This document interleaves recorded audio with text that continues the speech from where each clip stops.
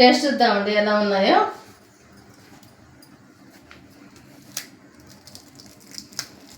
ఇవి సాయంత్రం వరకు కూడా మంచి కరకలాడుతా చాలా బాగుంటాయండి. కొంచెం నెయ్యి వేసుకుందాం దీని మీద.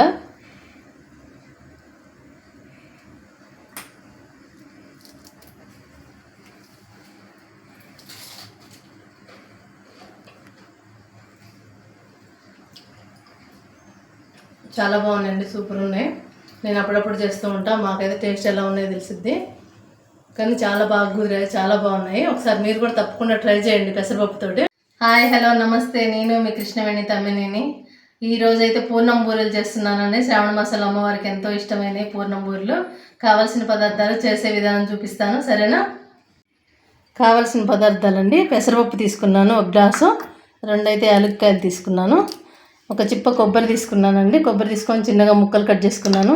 స్వీట్కి సరిపడినంత బెల్లం. ఇవైతే బియ్యం అండి, ఇది మినపప్పు.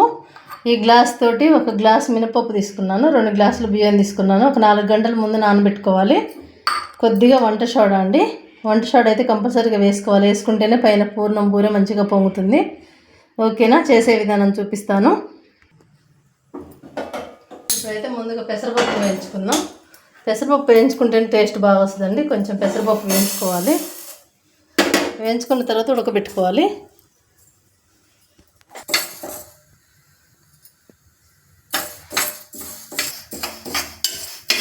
చూడండి, ఇలా వేయించుకోవాలి, మంచి దోరగా వేయగాది. ఇప్పుడు స్టవ్ ఆపేసుకుందాం.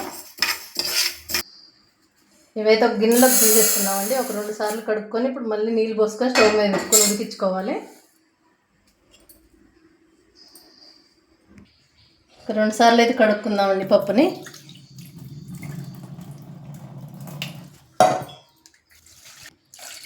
సరిపడండి వాటర్ పోసుకొని పొయ్యి మీద పెట్టుకొని ఉడికించుకుందామండి పప్పుని.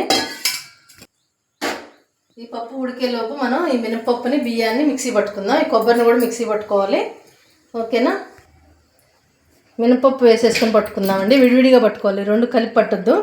ఎందుకంటే ఇది మెత్తగా అయిపోతుంది, అదేమో పలుకు పలుకు ఉంటుందండి బియ్యం. అందుకని వేరువేరుగా మిక్సీ పట్టుకొని ఒక బౌల్లోకి తీసుకుందాం. కొద్దిగా వాటర్ వేసుకోవాలండి, సరిపడిన వాటర్ వేసుకొని పట్టుకుందాం.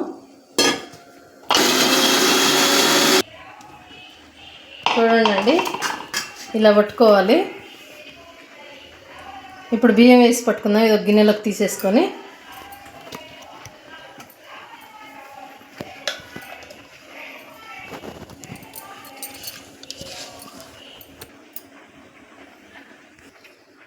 బియ్యం కూడా పట్టుకుందామండి ఇదే మిక్సీలో. సరిపడినైతే వాటర్ వేసుకుందామండి పట్టుకోవడానికి. నేనైతే మినపప్పుని బియ్యాన్ని ఫస్టే కడిగి పెట్టుకున్నాను. ఒక్కోదాన్ని 4 సార్లు కడిగి పక్కన పెట్టుకున్నాను నానబెట్టేటప్పుడే. ఓకేనా? ఈ బియ్యపిండి కూడా ఇప్పుడు మినపప్పులోనే పోసేసుకుందామండి. దీంట్లోనే కొంచెం సాల్ట్, కొంచెం వంట సోడా వేసుకుందాం. ఒక చిటికెడైతే వంట సోడా వేస్తున్నాను. కొద్దిగా సాల్ట్ కూడా వేసుకుందామండి. సాల్ట్ వేసుకుంటే టేస్ట్ బాగుంటుంది అండి పోతపిండికి. ఇప్పుడు అంతా కలిపి పెట్టుకుందాం ఒకసారి. ఒక 5 నిమిషాలు పక్కన పెట్టుకోవాలండి కలుపుకొని. ఈలోపు మనం కొబ్బరి మిక్సీ పట్టుకుందాం. పెసరపప్పు కూడా మంచిగా ఉడుకుతుందండి. ఈలోపు ఇది కొంచెం నాని చాలా బాగుంటుందండి. ఇదైతే మంచిగా మూత పెట్టుకొని పక్కన పెట్టుకుందామండి. ఒక 10 నిమిషాలు అయితే నానాలి. ఈలోపు మనం కొబ్బరి మిక్సీ పట్టుకొని లోపల పిండి రెడీ చేసుకుందాం. చూడండి, ఇది పక్కన నుంచి చేసుకుందాం. ఇది కొబ్బరి అండి, కొబ్బరి కూడా మిక్సీ పట్టుకోవాలి. 2 యాలక్కాయలు తీసుకున్నాను. ఈ కొబ్బరితో పట్టుగా యాలక్కాయలు కూడా వేసుకొని పట్టుకుందాం.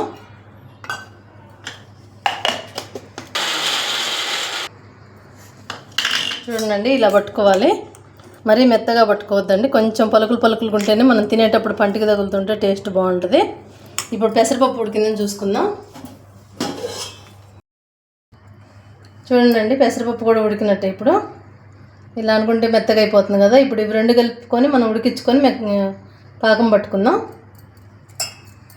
కొబ్బరి వేయించుకుందాం అండి. ఫస్ట్ కొంచెం నెయ్యి వేసుకొని కొబ్బరి వేయించుకుందాం. తర్వాత పెసరపప్పు కూడా దీంట్లోనే వేసేసుకుందాం. 2 కలుపుకొని వేయించుకోవాలి. మంచిగా వేగాలండి, అప్పుడే టేస్ట్ బాగుంటుంది.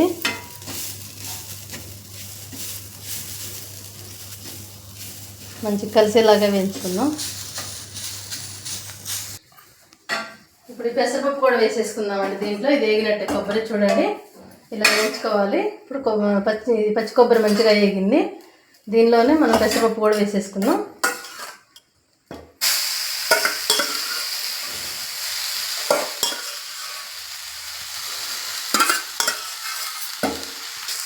ఒకసారి మొత్తం కలుపుకున్నామండి కలిసేలాగా. కలుపుకున్న తర్వాత బెల్లం వేసుకుందాం. మనం యాలక్కాయలు అయితే కొబ్బరిలోనే వేసుకున్నామండి. చూడండి ఈ టైంలో ఇప్పుడు బెల్లం వేసేసుకుందాం. స్వీట్కి సరిపడిన బెల్లం వేసుకోవాలి. ఇదంతా కరిగేలాగా కలిసేలాగా కలుపుకుందాం. ఒకసారి పాకం పట్టుకొని కూడా పోసుకోవచ్చు అండి. బెల్లం ఇలా కూడా వేసుకోవచ్చు, మన ఇష్టం. వేడిగా ఉంది కదా కరిగిపోతుంది అండి బెల్లం.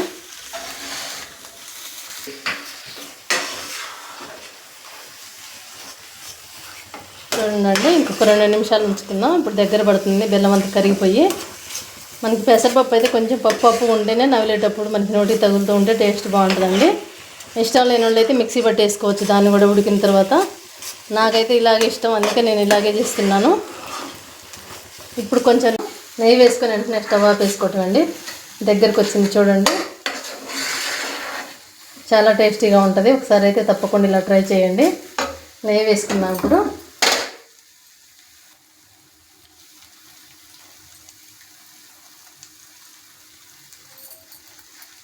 మొత్తం కలిపేసుకుందామండి. నెయ్యి అంతా స్టవ్ ఆపేసుకొని ఇది చల్లగా అయిన తర్వాత పూర్ణం బూరెలు చేసేసుకుందామండి. పిండి అయితే ఇప్పుడు చల్లగా అయిపోయింది. ఉండలు చేసుకుందాం. డీప్ ఫ్రైకి అయితే ఆయిల్ పెట్టుకుందామండి. ఇవి కూడా ఉండలు చేసుకుందాం. కొంచెం నెయ్యి రాసుకుంటూ చేసుకోవాలి, లేకపోతే చేయికి అతుక్కపోతాయి. చూడండి ఇంత సైజు చేసుకోవచ్చండి, మన ఇష్టం సైజు. నేనైతే ఇంత సైజు చేస్తున్నాను.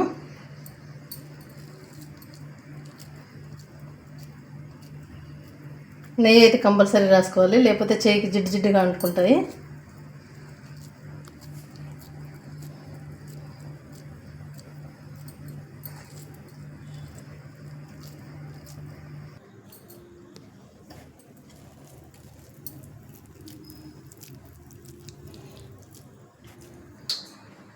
సరే అయితే పిండి మళ్ళీ కలుపుకుందామండి. ఆయిల్ కూడా వేడొచ్చింది చూడండి. కొంచెం మనకి పొంగినట్టు వచ్చింది కదా పట్టుకున్నప్పటికి. ఇప్పటికి అర్ధగంట అయితే నానాలండి పట్టుకున్న తర్వాత, అప్పుడే పిండి మంచిగా వస్తుంది. ఇప్పుడు పూర్ణం బూరెలు వేసేసుకుందాం. ఒక్కొక్కటి వేసుకుందామండి. ఒకేసారి అన్నీ వేస్తే పగిలిపోతాయి.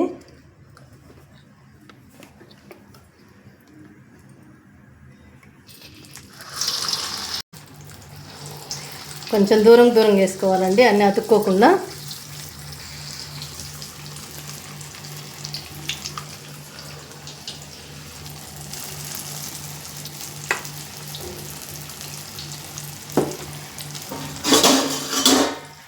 చిన్నగా తిప్పుకుందామండి ఒక్కొక్కటి.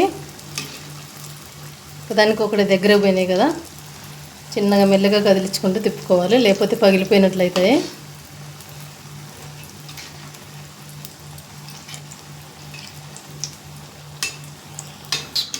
ఈ కాలినట్టు అండి. ఇప్పుడు తీసేసుకుందాం వీటిని.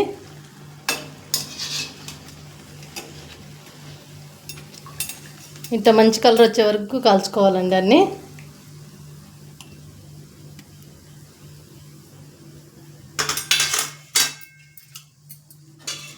ఇంకొక వాయి వేసేసుకుందాం.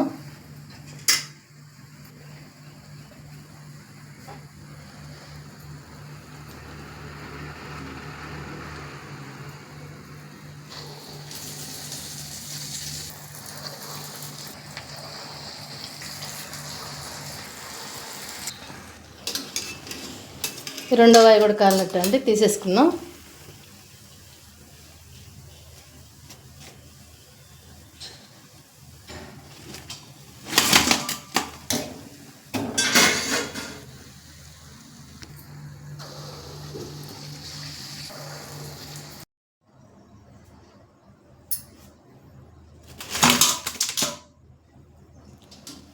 పూర్ణం బూరెలు అయితే రెడీ అయినట్టు అండి. చూడండి ఎన్ని అయ్యాయో. చూడండి అండి ఎంత గుల్లగా వచ్చాయో. చప్పుడు చూడండి కాలుతున్నాయి చూడండి, ఎలా వచ్చాయో చూడండి. లోపల పొంగుతూ చాలా బాగున్నాయి కదా. టేస్ట్ కూడా సూపర్గా ఉంటాయండి. ఒకసారి నేను చూపించిన విధంగా అయితే తప్పకుండా ట్రై చేయండి. టేస్ట్ చూసి ఎలా ఉన్నాయో చెప్తాను. టేస్ట్ చూద్దామండి ఎలా ఉన్నాయో.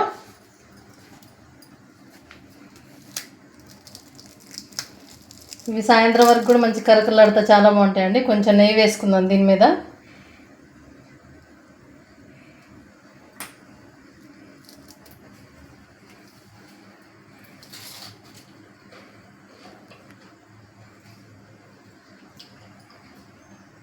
చాలా బాగున్నాయండి, సూపర్ ఉన్నాయి. నేను అప్పుడప్పుడు చేస్తూ ఉంటాను, మాకైతే టేస్ట్ ఎలా ఉన్నాయో తెలిసిద్ది. కానీ చాలా బాగా కుదిరాయి, చాలా బాగున్నాయి. ఒకసారి మీరు కూడా తప్పకుండా ట్రై చేయండి పెసరపప్పుతోటి. పెసరపప్పు కొబ్బరి కాంబినేషన్లో చాలా బాగుంటాయండి, సూపర్గా ఉంటాయి. ఒకసారి ట్రై చేసి ఎలా వచ్చినాయో కామెంట్స్లో చెప్పడం మర్చిపోకండి. తప్పకుండా ట్రై చేయండి. ఓకే అండి, మా వీడియో నచ్చినట్టయితే లైక్ చేయండి, షేర్ చేయండి, సబ్స్క్రైబ్ చేయండి, పక్కనే ఉన్న బెల్ ఐకాన్ని క్లిక్ చేయడం మర్చిపోకండి. నెక్స్ట్ వీడియోలో మళ్ళీ కలుద్దాం. Okay, bye bye.